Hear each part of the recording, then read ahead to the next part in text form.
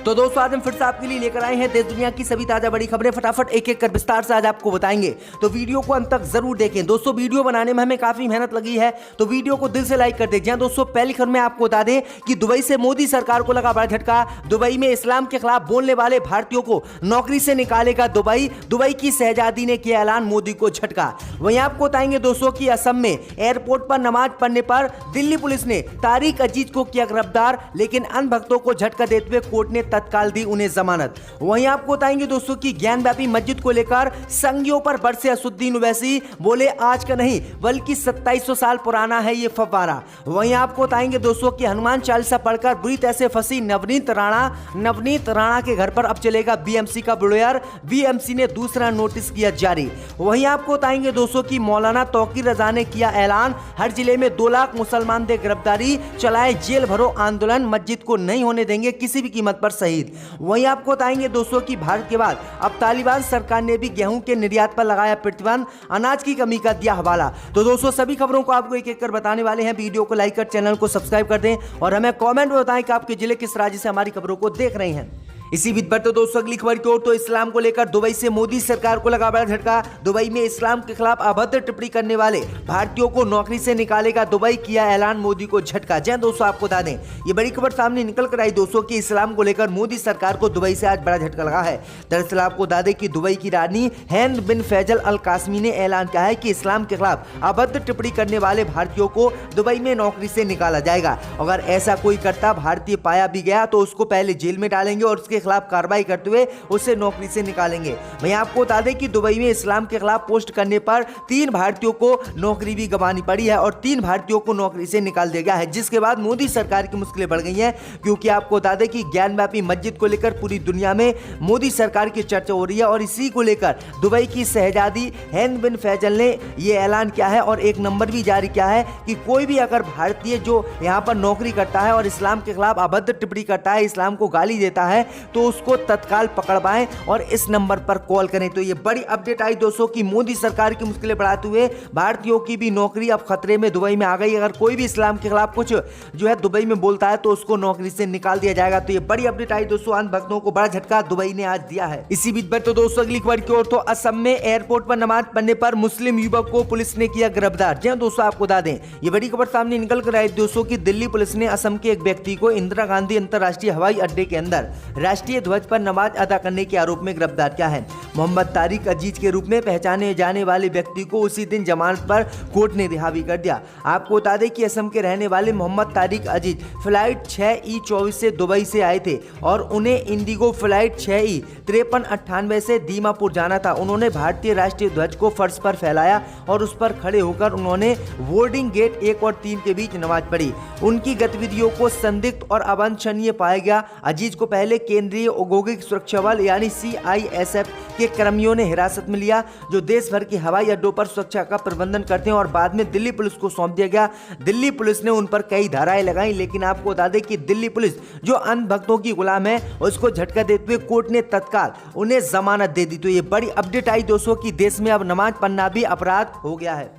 इसी बीच पर तो दोस्तों अगली खबर की ओर, तो ज्ञानव्यापी मस्जिद के फव्वारे को लेकर असुद्दीन ओवैसी ने किया दावा, बोले आज का नहीं बल्कि 2700 साल पुराना है ये फव्वारा। जय दोस्तों आपको बता दें कि उत्तर प्रदेश के वाराणसी में ज्ञानव्यापी मस्जिद मामले को लेकर AIM के प्रमुख असुद्दीन ओवैसी ने एक बार फिर से दावा किया है। इस बार उन्होंने न्यूयॉर्क टाइम की एक रिपोर्ट का हवाला देते हुए कहा है कि ये शिवलिंग नहीं बल्कि 2700 साल पुराना फव्वारा है। मीडिया रिपोर्ट के मुताबिक असुद्दीन ओवैसी ने कहा है कि कुछ संगीत जीनियस पूछ रहे हैं कि बिजली के बिना एक फव्वारा कैसे था। इसे ग्रेविटी कहा जाता है। संभवतः दुनिया का सबसे पुराना कामकाजी फव्वारा 2700 साल पुराना है। प्राचीन रोमन और यूनानियों के पास पहली और 6ठी शताब्दी ईसा पूर्व के फव्वारे हैं। उन्होंने न्यूयॉर्क टाइम का एक पुराना आर्टिकल शेयर किया और कहा कि जो 2700 साल पुराना एक फव्वारा की कहानी कहते हैं। असुद्दीन ओवैसी ने इस फव्वारे को जो है ग्रेविटी के द्वारा चलता हुआ बताया है। इसी बीच पर तो दोस्तों अगली खबर की ओर, तो मौलाना तौकीर रजा ने किया ऐलान, हर जिले में 2 लाख मुसलमान दे गिरफ्तारी, चलाएं दे जेल भरो आंदोलन। जी दोस्तों, आपको बता दें कि वाराणसी की ज्ञानव्यापी मस्जिद को लेकर जारी विवाद के बीच अब इत्तेहाद-ए-मिल्लत काउंसिल के प्रमुख मौलाना तौकीर रजा खान का बयान सामने आया है। दिल्ली के इंडिया इस्लामिक सेंटर में आयोजित एक कार्यक्रम में मौलाना तौकीर रजा ने कहा है कि अगर ज्ञानव्यापी पर कुछ नहीं किया गया तो बाबरी मस्जिद की तरह पाबंदी लगेगी। मौलाना तौकीर रजा ने मुस्लिम संगठनों से जेल भरो आंदोलन चलाने का आह्वान किया है। उन्होंने कहा है कि हर जिले में 2 लाख मुसलमान जुटें और जेल भरे आंदोलन के तहत गिरफ्तारी दें। ISP के प्रमुख मौलाना तौकीर रजा ने यह भी कहा है कि जेल भरो आंदोलन पूरे देश में चलाया जाए, जेल जाना मर्दों का काम होता है। दरअसल आपको बता दें कि ज्ञानव्यापी मस्जिद में जो फव्वारा है उसको हिंदू संगठन शिवलिंग बता रहे हैं और इसी से मौलाना तौकीर रजा नाराज हैं। उन्होंने कहा है कि पहले इन लोगों ने बाबरी मस्जिद को ले लिया और अब ज्ञानव्यापी मस्जिद को ये लोग लेना चाहते हैं। इसी बीच पर तो दोस्तों अगली खबर की ओर तो अब नवनीत राणा के घर पर चलेगा BMC का बुलडोजर। जी दोस्तों, आपको बता दें कि लाउड स्पीकर हनुमान चालीसा विवाद के बीच शिवसेना के खिलाफ मोर्चा खोलने वाली जो है नवनीत राणा की मुश्किलें कम होती नजर नहीं आ रही हैं। मातोश्री के बाहर हनुमान चालीसा का पाठ करने के बाद जेल की हवा खा चुकी नवनीत राणा की मुश्किलें एक बार फिर से बढ़ सकती हैं। दरअसल आपको बता दें कि शिवसेना शासित BMC ने मुंबई के खार स्थित उनके घर में अवैध निर्माण को लेकर नवनीत राणा को दूसरा नोटिस भेजा है। इसके साथ ही BMC ने कहा है कि अगर उनका जवाब संतोषजनक नहीं पाया गया तो उनके घर में अवैध निर्माण पर ढाने की कार्रवाई की जाएगी। गौरतलब है कि इससे पहले भेजे गए नोटिस का राणा दंपति ने BMC को कल यानी शुक्रवार को शाम जवाब भेजा है। तो ये बड़ी अपडेट आ रही दोस्तों, जिसके बाद BMC उनके जवाब से संतुष्ट नहीं हुई और अब दूसरा नोटिस भेजा है और इनके घर पर कभी भी बुलडोजर चल सकता है। तो ये इनको हनुमान चालीसा पढ़ना भारी पड़ गया। इसी बीच पर तो दोस्तों अगली खबर की ओर तो खतरे में सबसे बड़ा सैन्य गठजोड़ फिनलैंड स्वीडन के बहाने पूरे नाटो से बदला ले रहे हैं टर्की के राष्ट्रपति एर्दोगान। जी दोस्तों, आपको बता दें कि फिनलैंड और स्वीडन की नाटो में शामिल होने की मंशा पर टर्की पानी फिरता नजर आ रहा है। दरअसल आपको बता दें कि टर्की के राष्ट्रपति रजब तैयब एर्दोगान ने गुरुवार को 2-2 कह दिया है कि वे नाटो में शामिल होने इन दोनों देशों की योजना को ठुकरा देंगे। उन्होंने आरोप लगाया है कि ये दोनों देश एक तरह से आतंकवादियों का गेस्ट हाउस रहे हैं। इससे पहले बुधवार को फिनलैंड और स्वीडन ने नाटो में शामिल होने की अर्जी औपचारिक रूप से दी थी। यूक्रेन पर रूसी हमले के बाद बने माहौल के इन दोनों देश ने ये फैसला किया है। लेकिन आपको बता दें कि तुर्की ने इन्हें शामिल नाटो में होने से इनकार कर दिया है। तुर्की ने साफ कहा है कि वह किसी भी कीमत पर इन दोनों देशों को नाटो में शामिल नहीं होने देगा, क्योंकि ये दोनों ही देश आतंकवादी हैं। इसी बीच पर तो दोस्तों अगली खबर की ओर तो कांग्रेस पार्टी ने आजम खान को कांग्रेस में शामिल होने का दिया न्योता। कांग्रेस नेता इरशाद उल्लाह ने जारी किया समाजवादी पार्टी के खिलाफ अपना पोस्टर। जब दोस्तों आपको बता दें कि कांग्रेस नेता इरशाद उल्लाह ने एक बार फिर से जारी किया आजम खान का पोस्टर।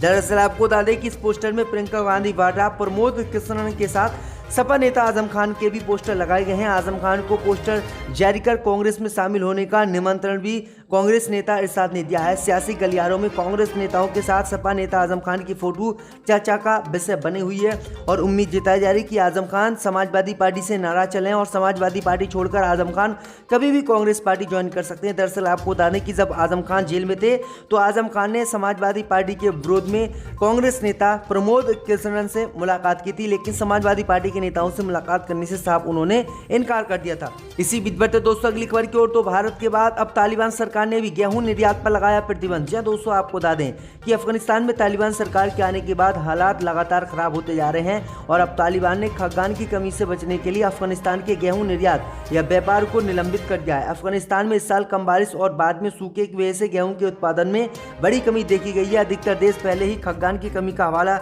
दे गेहूं के निर्यात पर प्रतिबंध लगा चुके हैं और अब इसमें अफगानिस्तान का नाम भी जुड़ गया है। अफगानिस्तान में गेहूं के निर्यात पर प्रतिबंध की जानकारी खामा प्रेस में छपी एक रिपोर्ट से मिलती है। इसके मुताबिक तालिबान के प्रवक्ता जबीहुल्लाह मुजाहिद ने कहा है कि प्रशासन ने सभी कस्टम को निर्देश दिया है कि गेहूं को विदेश जाने से रोका जाए। उन्होंने इस कदम का बचाव करते हुए कहा है कि इसका उद्देश्य देश में खाद्य और गेहूं की असुरक्षा को रोकना है। बता दें कि पिछले साल तालिबान के कब्जे के बाद लोग अभूतपूर्व मानवीय संकट से अफगानिस्तान में जूझ रहे हैं और मोदी सरकार ने भी गेहूं के निर्यात पर प्रतिबंध लगा दिया था, जिसके बाद तालिबान ने ये बड़ा फैसला आज लिया है। इसी बीच पर तो दोस्तों अगली खबर की ओर तो वरुण गांधी ने राशन कार्ड को लेकर फिर से बीजेपी को घेरा, बोले चुनाव से पहले पात्र और चुनाव के बाद अपात्र। जय दोस्तों, आपको बता दें कि पीलीभीत से भारतीय जनता पार्टी के सांसद वरुण गांधी पिछले काफी समय से अपनी ही पार्टी के खिलाफ हमलावर हैं। किसानों का मुद्दा हो या फिर महंगाई का मुद्दा हो, वरुण गांधी अपनी ही पार्टी को लगातार कटघरे में खड़ा करते नजर आ रहे हैं। राशन कार्ड का जिक्र करते हुए एक बार फिर से वरुण गांधी ने अपनी ही पार्टी पर जोरदार हमला बोला है। वरुण गांधी ने कहा कि चुनाव से पहले पात्र और चुनाव के बाद अपात्र। दरअसल आपको बता दें कि उत्तर प्रदेश और उत्तराखंड में राज्य सरकार की तरफ से अपात्र लोग से लगातार राशन कार्ड सरेंडर करने के लिए कहा जा रहा है, जिसके बाद पीलीभीत से सांसद वरुण गांधी ने शनिवार 21 मई को अपने ऑफिशियल ट्विटर हैंडल से ट्वीट करते हुए भारतीय जनता पार्टी पर हमला बोला। वरुण गांधी ने लिखा है कि चुनाव से पहले पात्र और चुनाव के बाद अपात्र। जन सामान्य के जीवन को प्रभावित करने वाले सभी मानक अगर चुनाव देखकर तय किए जाएंगे तो सरकारें अपनी विश्वसनीयता खो बैठेगी। चुनाव खत्म होते ही राशन कार्ड खोने वाले करोड़ों देशवासियों की याद सरकार को कब आएगी? तो ये बड़ी अपडेट आ रही दोस्तों, ये बड़ा हमला उन्होंने अपनी सरकार पर बोला। अपने फाइल्स डिप्टी स्पीकर पर फेंक दिए थे, वो भी हमने देखा।